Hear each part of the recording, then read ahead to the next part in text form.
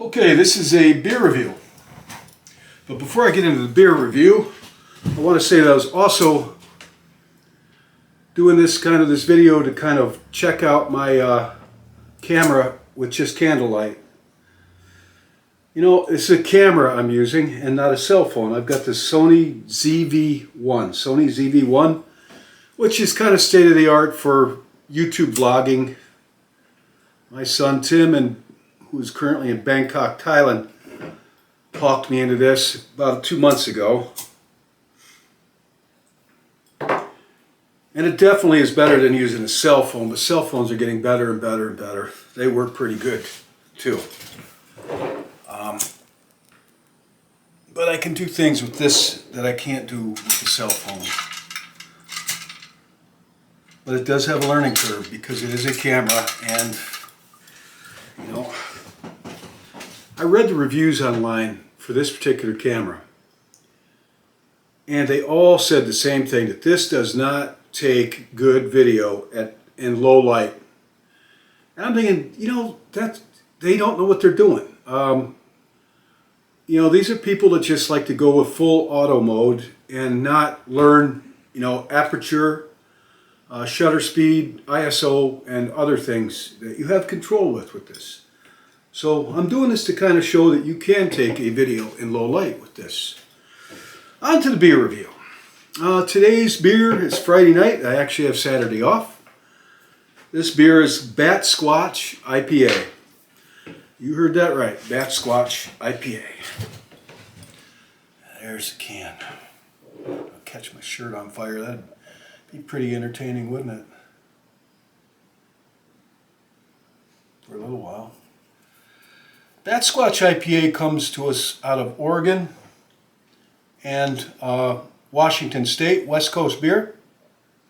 The style of this beer is a New England IPA. You'd think they come up with a West Coast IPA, but they've got to copy us on the East Coast, which is where I'm at. Alright, the alcohol in this is 6.7% by volume, which is a moderately strong IPA. The IBUs on this are 54, which is middle of the road for an IPA. Oh, what else have I got on this? Let's see here. They tell you what hops they use. Mosaic, Eldorado, and Belma hops that they grow. They grow all their own hops. That's the thing with the brewery. It's called Rogue Ales. The name of the brewery is Rogue Ales. And they are based in Newport, Oregon. And they also have a brewery in Washington State. And they're pretty organic in that they claim to grow all their own hops. All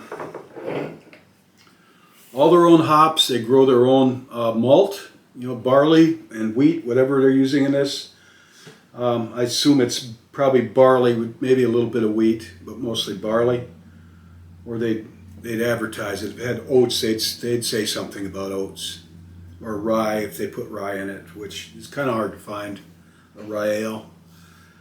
They grow their own, all the ingredients, and the water they use comes from, how'd they word it, untamed local water, whatever that means, untamed. Maybe untreated, I don't know. The brewery Rogue Ales was founded in 1988, and they're pretty good. They're a pretty good brewery on the West Coast. Here's a picture of the brewery. I'm not sure if that's the one in Washington State or in Oregon. Right. The can here has Batsquatch on it, and here's a picture of that drawing that's on the can. So, yes, that is a Batsquatch, and there is local lore about Batsquatch that I'm going to tell you. It starts with the eruption of Mount St. Helens, which began in March of 1980. And picture off. it kind of rumbled on. I read up on this, so I am definitely old enough to remember this event, though I was safely in New York State at the time. I had a full head of hair then too. We all were younger once, weren't we? So Mount St. Helens in Washington State. It started rumbling around in March of 1980, and just people were watching it closely. And then in May, I think it was May 11th, 1980, two months later, kaboom, it blew up. Here's a picture of that event. Blam, it blew up, and it killed a bunch of people too. Wiped out some little towns. Now, this is where Batsquatch comes in. This is where Batsquatch was first identified. Picture off. Batsquatch, why I'm reviewing this beer, because I did some videos on my experience with Whitehall's Bigfoot, also known as Sasquatch, glowing red eyes, black entity, my Story 52 series. And I covered John Carlson, somebody I know, his experience with the same kind of entities, black hominid figures with glowing red eyes. And we both are of the agreement that they are akin to demonic. A lot of people don't want to believe that, but those people never encountered it up close. I have, and I relate that story in Story 52. I numbered them back then, Story 52 C or D, and I relate John Carlson's story as well on this channel in the 52 series. And he definitely has some experience with this, to include the ones out on the West Coast, as well as the East Coast. It's kind of how we met, kind of, because we have that in common. That rare, I don't know if you call it distinction. Fortunately, you know, you've got Bigfoot or Sasquatch. You see, if I didn't encounter this twice, I wouldn't be talking about it, because I just would laugh about it probably, like a lot of people. But seeing's believing. You got Bigfoot, Sasquatch. I don't know if they're the same thing, but people use them interchangeably. You've got Dogman, glowing kind of giant werewolf thing that's been sighted in different places across America. Black with red eyes, glowing, very menacing. Definitely not something you want to be around. You've got Mothman, which is another kind of humanoid figure with bat wings and glowing red eyes. Some say they were glowing red, some say they were glowing yellow. That's the case with Batsquatch. The people that have encountered that have said that eyes were either glowing red or glowing yellow. You've got the entities that John encountered, black with glowing red eyes, and he said some of them had glowing yellow, I believe. He'll correct me in the comments, perhaps, if he sees this. And what other entities? You got Goat Man, supposedly has glowing red eyes. All these things, honestly, I think I don't know. They're definitely not natural to our world, and not these. They're something else, and they're definitely, as far as we're concerned, evil. And yeah, you definitely, if you're ever in the presence of one, you will know that they are not something you want to be around. And in my experience, and in John's experience, the name of Jesus Christ, they cannot endure that name.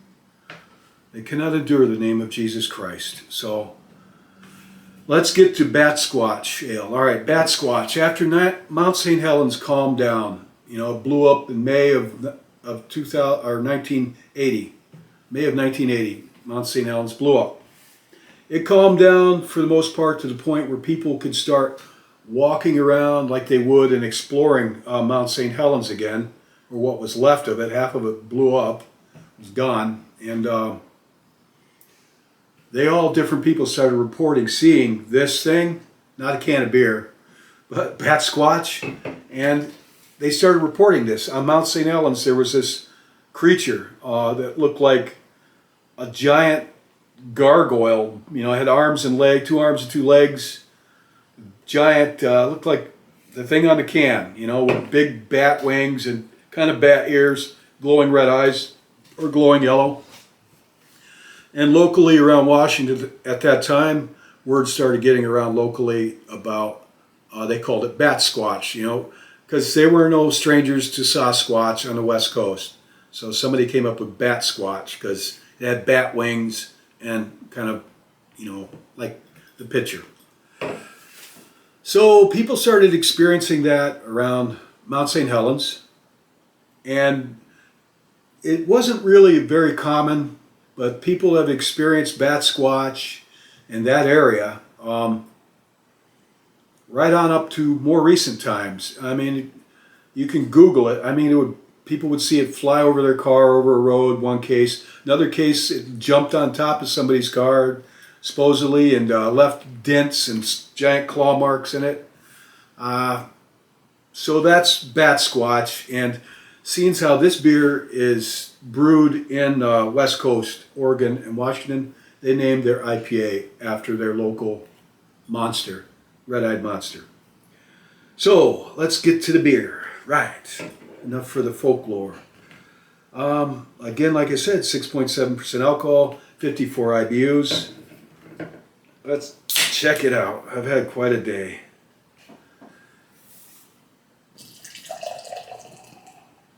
My dog wants me to hurry up with this because he wants to get something to eat. Well, got a pretty good head on it. It's been in my fridge for a while. Oh, not too cold. 60, 62, depends on where I hit it. 59. It's not a really good way. Sideways. Yeah, the beer's roughly 60 degrees. I'd prefer it to be a good deal colder. But it is an ale. They're not too bad, you know, room temperature for that matter, quite a few of them. Stouts are definitely better, a little warmer.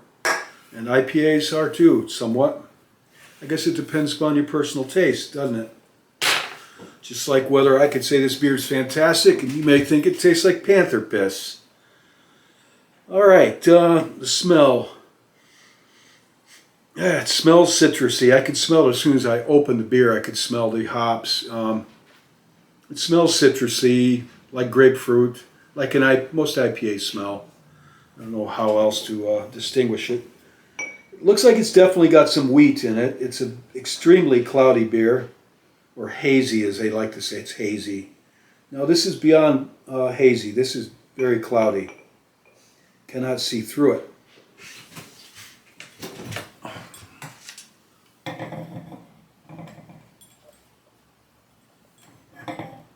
Got a good head on it. The wheat will do that. I'm going to catch myself on fire if I'm not careful here. Yeah, the wheat will definitely impart the head on it, will help with that. And it's got a pretty good head on it that hasn't really diminished much since I started blabbing about this beer. All right.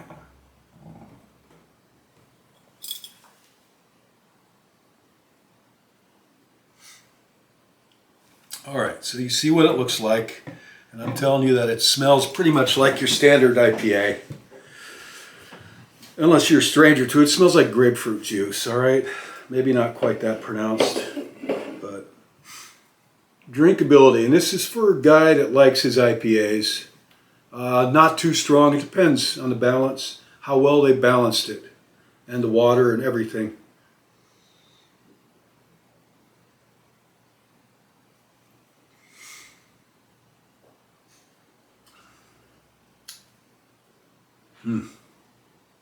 It's not bad.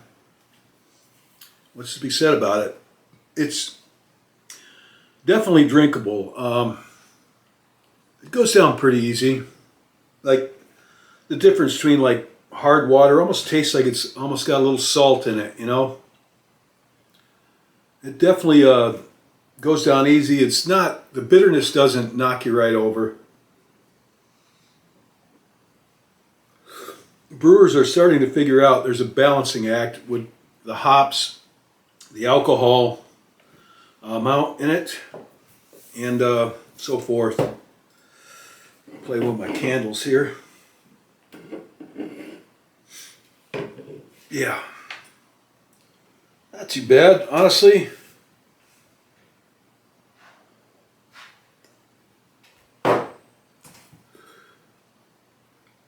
It's not bad at all. It's not one of the better IPAs I've had, to my taste. At this point, after a few drinks of this, honestly, dear viewer, I won't lie to you, I've had this beer before, so I know what I think about it. Actually, I had it last night when I started doing this beer review, because I didn't have to work. I had today, Friday, and Saturday off. I know what I think about it. And then, I kind of fudged up my beer review, so I just said, forget it, I'll do this tomorrow night.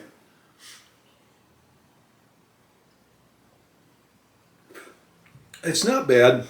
It not extremely strong. I think they did a fairly good job balancing the hops and the malt and the alcohol in this. And the water that they're using in this, it tastes very soft, very drinkable. There's just so many IPAs out there. I mean, if this was 10 years ago, even 10 years ago, I would be praising this beer like crazy, honestly. Me and my candles.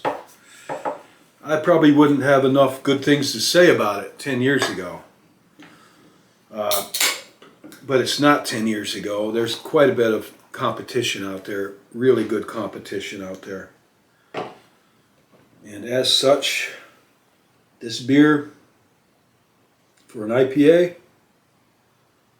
given today's market, what's on the market for IPAs today, I would say it's worth trying. If you like beer, it's definitely worth trying. You may like this beer quite a lot. But I probably won't buy it again, because there's others out there that are, to me, that much better. And this beer cost about $12 for a six-pack. You know, right now, if it was about money, I would buy the Saranac Hazy Dream. I think it's Hazy or Cloudy Dream. I did a beer review on it. I'd buy that first. It's quite a bit cheaper, and honestly, I like it much better than this. But this is not a bad beer. Rogue has some other beers out there that I haven't tried. I think they're a fairly good brewery. I would have to say with this beer, if you're an IPA fan, I would say it's worthwhile to pick up a six-pack of this and see what you think. You may like it quite a bit. I will say on the good side for this beer, it is easy to drink. The head retention on it's amazing. I got quite a bit of lace on this glass already. So very good head retention. It's very easy to drink. It doesn't bowl you over with the, they've used the hops pretty well. I've drank some IPAs, especially in like 10 or 15 years ago, when these craft beers were just starting to come out. I can think of one beer in particular, Southern Tier IPA. They don't brew it anymore. They're a good brewery, but their first IPA they came out with 10 or 15 years ago was undrinkable. I'll just say I bought a six-pack of it and took about 2 drinks off one beer and dumped that out and didn't drink the other 5. It was so bitter. It tasted like somebody washed my mouth out with a bar of soap. That's the only thing I can think of. It was just awful. My reaction drinking that would be like,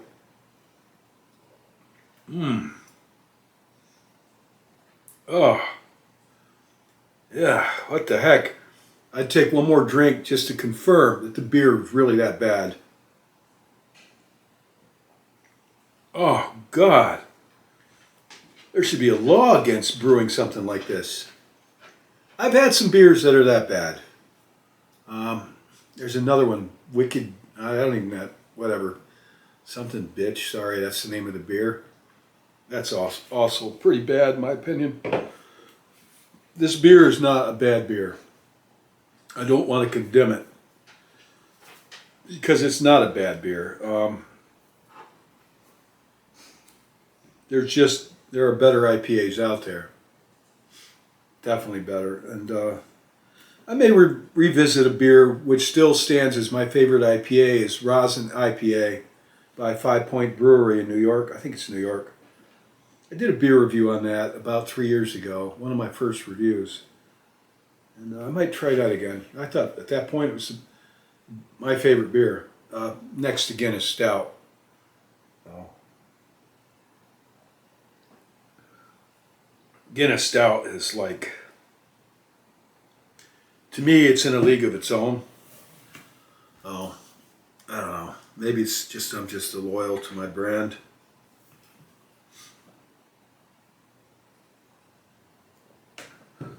Well, had quite an event-filled day today. So this is a good beer. Not the best, but it's a good beer. Having a good beer is a good way to round it off. Actually went out to my old hometown that I haven't been to in a long time. It's about 50 miles up the road from me on the shore of Lake Ontario, Sodus. My brother and me picked him up and we went out there to visit our parents' graves. Today, the first time we're buried together. And I thought it would be a really difficult day for both of us because my mom passed away of COVID 7 or 8 months ago at this point. And we finally got around to putting them in the ground. And I wasn't able to make the event a couple days ago, but I went up there today. And wandering around that graveyard, big graveyard, next to the school I went to, the high school, Sodus, right in the track, right next to the track. I was undefeated 3 years in track. I was a really good runner. I went to the state sectionals, voted MVP by the team members on the track team. And there's that graveyard. And I'm wandering around there for about 40 minutes trying to find my parents' grave that were their ashes were interred 2 days ago. And I'm just Timblab here. Beer review's kind of over. So, with my brother Mark, and I had a hard time finding their grave because their stone isn't there yet. You know, it's just a marker and some flowers. Wandered around there about 40 minutes. In a town, I spent my teenage years in this town and then joined the Army, moved away, and never went back because my family moved away while I was in the Army. So there really wasn't anything there for me. Small town. I think there are apple trees and a lot of apples, cherries. And Sodus Point is a really nice bay, good fishing on Lake Ontario. But I kept finding, not my parents' grave, I kept finding these names of people I knew. Some of them I went to school with. I'd look at a grave, and it wasn't a fresh grave either. And I'd see a name, Frantangelo. I mean, wait a minute, I didn't remember I haven't thought of that name since I was a teenager. And there's a name, Tim Frantangelo. And I thought, that can't be him. You know, you always think that when somebody you know has passed on, it just can't be true that they're gone. But then I look at his birth dates and I see, well, that was him, you know, because he's about my age. And there was another one, somebody else I knew. And another one, somebody else I knew. And a lot of names I knew. It was their parents that are all gone, people I grew up with. Our parents are passing away pretty quick if they're not around. I saw a couple of my school teachers' graves. I realized there's Malkoff, my English teacher. I didn't care for her. God bless her.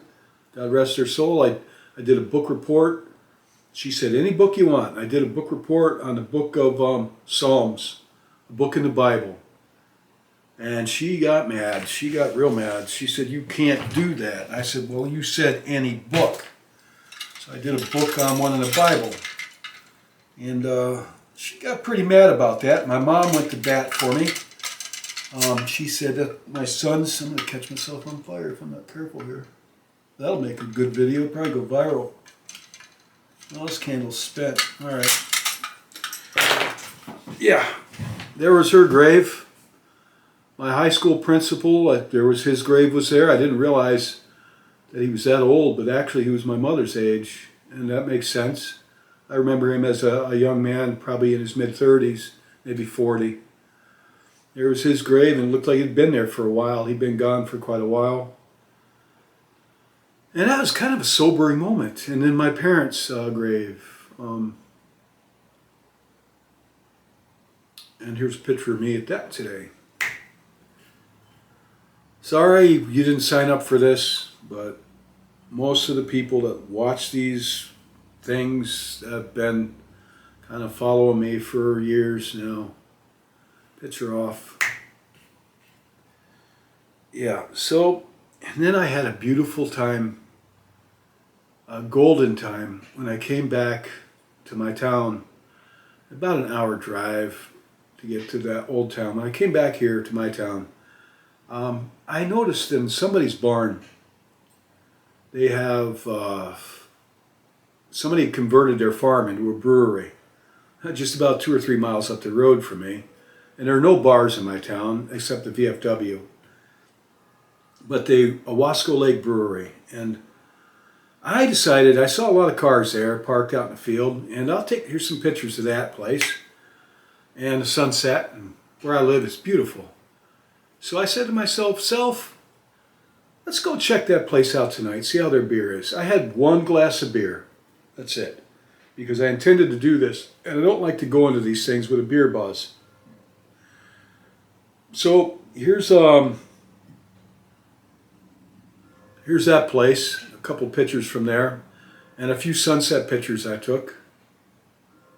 You can hear the church bells. They ring church bells in my town.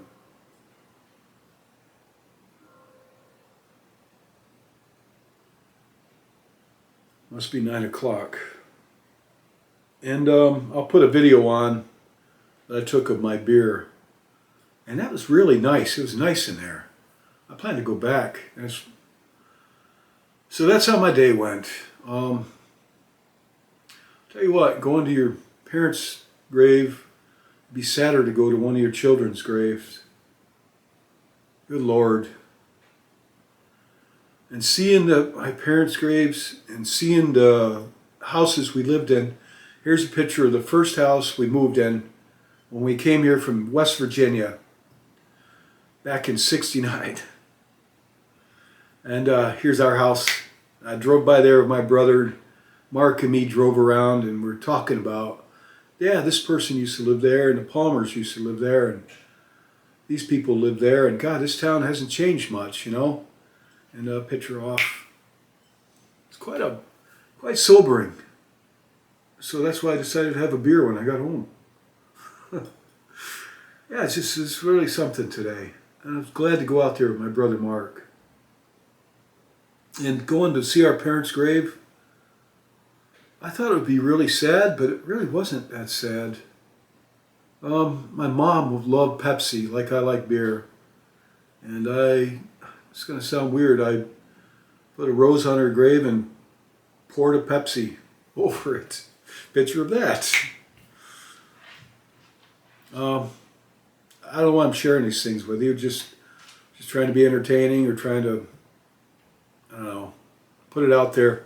This channel is kind of a time capsule for me too, because my family looks at this from time to time. So it's kind of a good place to put my videos and my memories and stuff, my life. So it serves that purpose as well. Picture off. Yeah, what's it? Memento mori, remember your mortality. And I'll tell you what, going to the grave of your parents and walking around all day and to find their grave where they were put because there was no marker, and seeing a lot of people you knew when you were younger definitely will make you memento mori, be a memento mori kind of day, a reminder of your mortality.